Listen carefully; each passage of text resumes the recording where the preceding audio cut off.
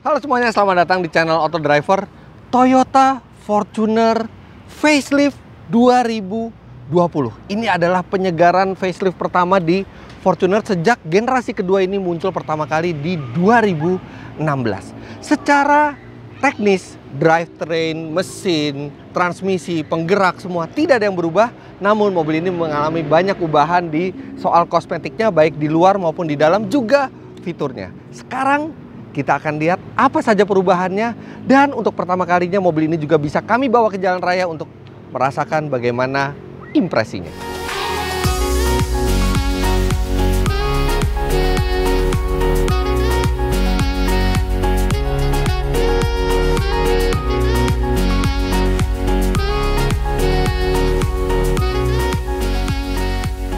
Sama seperti sebelumnya, Fortuner ini juga tersedia dalam varian diesel dan bensin serta juga 4x4. Harganya sekarang dimulai dari 504,9 juta rupiah sampai 568 juta rupiah untuk varian 4x2, sedangkan untuk 4x4 tipe tertingginya adalah 704,8 juta rupiah. Perubahan yang pertama yang jelas terlihat adalah bagian depannya cukup drastis perubahannya. Lampu berubah, grill berubah, bumper berubah, spoiler berubah, bahkan lampu sen juga sekarang pindah ke bagian bawah, membuat penampilan Fortuner ini lebih atletis dan lebih modern. Spion bukan lagi sewarna bodi tapi sekarang hitam. Untuk seluruh varian G dan varian TRD, sekarang footstep juga berwarna hitam. Untuk varian TRD Sportivo, peleknya menggunakan desain baru yang two-tone dan ukurannya tetap 18 inci, namun dengan desain yang lebih segar. Bagasi elektrik di Fortuner sekarang bisa dibuka dengan ayunan kaki di bawah bumper asal kuncinya Anda kantungi. Tapi membukanya tidak sesimpel yang Anda kira, karena biasanya kan kita mengayunkan di tengah seperti ini, tidak bisa karena sensornya ada di kanan, persis di bawah sensor parkir yang ini, dan ketika setelah menendang atau mengayunkan kaki, Anda harus mundur. Jadi ayunkan 20-25 cm, kemudian mundur 40 cm. Saya akan coba.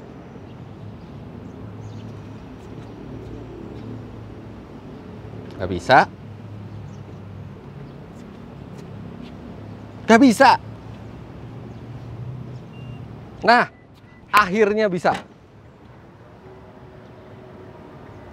Yes, seperti itu. Jadi ini kalau Anda bawa barang, mungkin tidak semudah seperti yang ada di mobil Eropa, tapi sekarang fiturnya itu sudah ada di sini. Kita tutup lagi.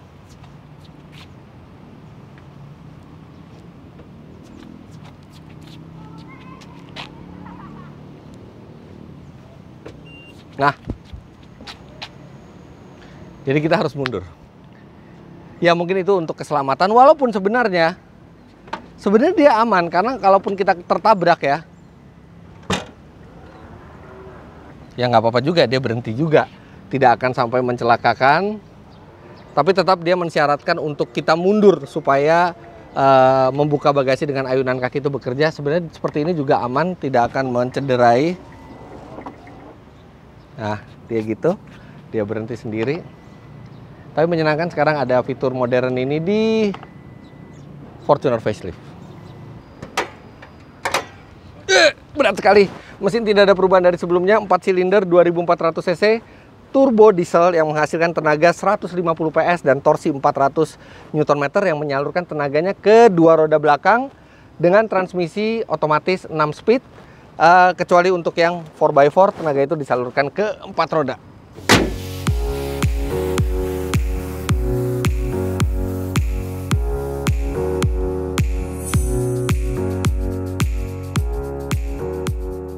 Di bagian dalam ada sejumlah penambahan fitur dan beberapa perubahan. Yang paling saya suka ini, sekarang tersedia wireless charging. Head unit sekarang baru, dan ini sama dengan yang dimiliki oleh Toyota Corolla Cross dengan tampilan yang high definition, konektivitas yang sangat bagus, serta dia bisa membaca berapa saldo e-money Anda.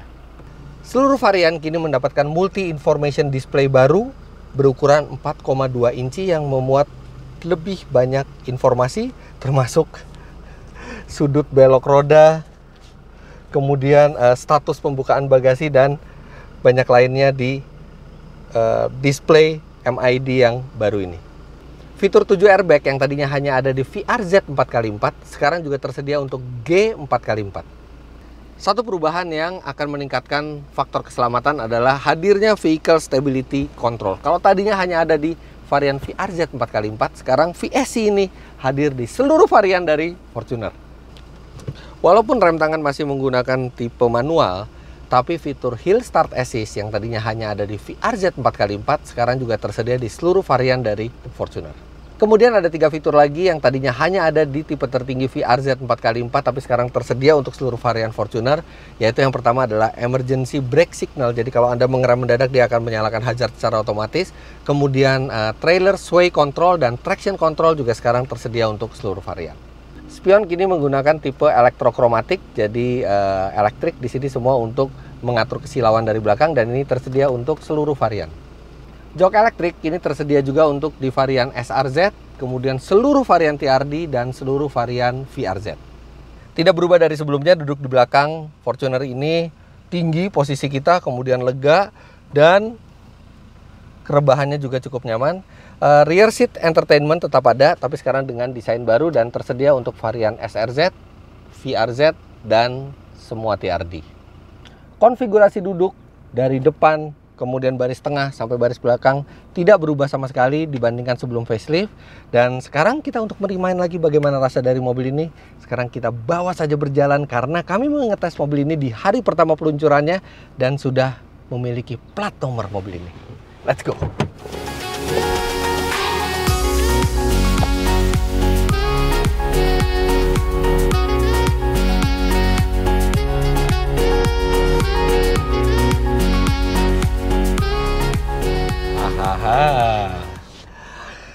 Saya turunkan ke jalan. Fortuner paling baru ini belum ada lagi yang pakai di jalan, baru mobil ini yang memiliki plat nomor. Oke, posisi mengemudi mobil ini cukup ergonomis ya, karena setirnya itu bisa diatur secara tilt dan teleskopik. Kemudian posisi duduk Anda tuh tinggi sama seperti khasnya SUV leather frame.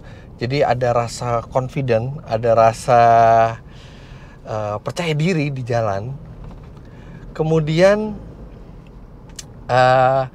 bantingan dari mobil ini cukup oke, agak sedikit ke arah keras, tapi masih memadai. Apalagi mobil ini juga disiapkan untuk 7 penumpang, sehingga kalau dipakai 7 penumpang akan tetap kuat suspensinya, tidak lemah. Walaupun ketika dipakai sendiri seperti ini ya memang agak keras. Tidak berbeda dibandingkan rasa berkendara dari Fortuner sebelumnya. Untuk tenaga, memang Fortuner ini bukan yang terbesar di kelasnya untuk masalah tenaga. Walaupun dari figur tenaganya 150 PS dan torsinya terutama 400 Nm itu tergolong sangat memadai. 0 sampai 100 km per jam, hasil tes kami itu tuntas dalam 12,8 detik. Ya nggak kenceng, tapi juga nggak yang pelan-pelan amat. Tapi ya itu, 12,8 detik untuk 0 sampai 100 km per jam. Data itu diambil dari Fortuner sebelum ini, karena dengan asumsi penggeraknya, bobotnya itu semua mirip. Jadi semestinya tidak terlalu terjadi perbedaan di figur akselerasi. Untuk konsumsi bahan bakarnya, karena ini mesin dieselnya cukup modern, konsumsi bahan bakarnya cukup menyenangkan. Di dalam kota dengan kecepatan rata-rata 22 km per jam, mobil ini bisa mencatat 12,2 km per liter. 12,2 km per liter untuk mobil sebesar ini. Serta untuk di rute tol dengan kecepatan rata-rata 90 km per jam, mobil ini mencatat 16,4 km per liter.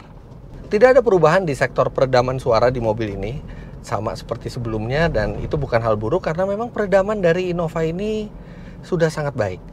Suara dari luar itu nyaris tidak terdengar. Kemudian suara mesin dieselnya juga kalau di putaran rendah itu terdengar sayup-sayup. Kalau kita gas penuh itu juga tidak terlalu keras masuk ke dalam kabin, sehingga menciptakan aura kabin yang cukup tenang. Andaikan suspensinya bisa lebih empuk lagi, mungkin akan menjadi sangat nyaman mobil ini. Tapi memang untuk suspensi yang lebih empuk lagi tentunya akan mengorbankan pengendalian serta ketangguhan suspensi ketika dibawa off-road atau membawa banyak orang. Dan pengendalian mobil ini memang cukup memadai untuk ukuran SUV leather frame. Seperti sebelumnya juga di mobil ini ada 3 mode berkendara, Eco, Normal, dan Power Mode. Jadi kalau di Eco Mode itu injakan gas itu lebih tidak responsif, sedangkan di Power Mode itu injak sedikit gas sudah lebih responsif. Ya walaupun itu memang sederhana, benar-benar memanipulasi input dari gas, tapi jadi terasa mobil ini lebih agresif ketika di Power Mode. Tapi normal mode saja sudah cukup.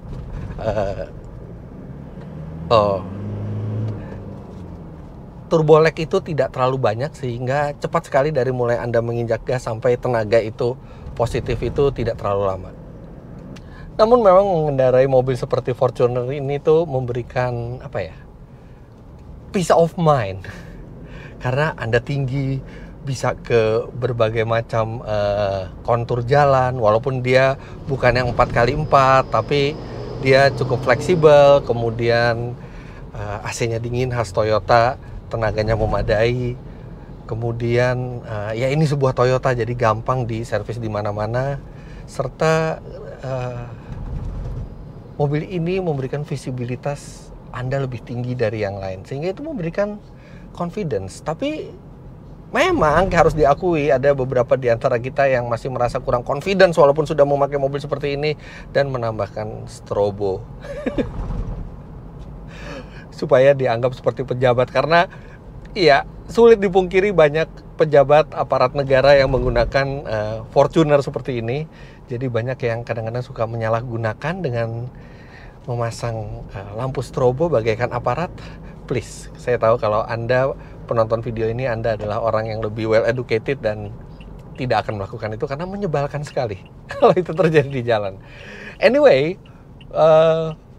mobil ini tetap sama rasanya seperti sebelumnya, tidak ada perbedaan sama sekali. Jadi benar-benar perbedaan itu hanya bersifat kosmetik, tapi ya memang rasa berkendara dari Fortuner ini memang sudah sebagaimana mestinya sebuah SUV leather frame dan masih tetap bisa mengikuti perkembangan zaman rasa berkendara seperti ini.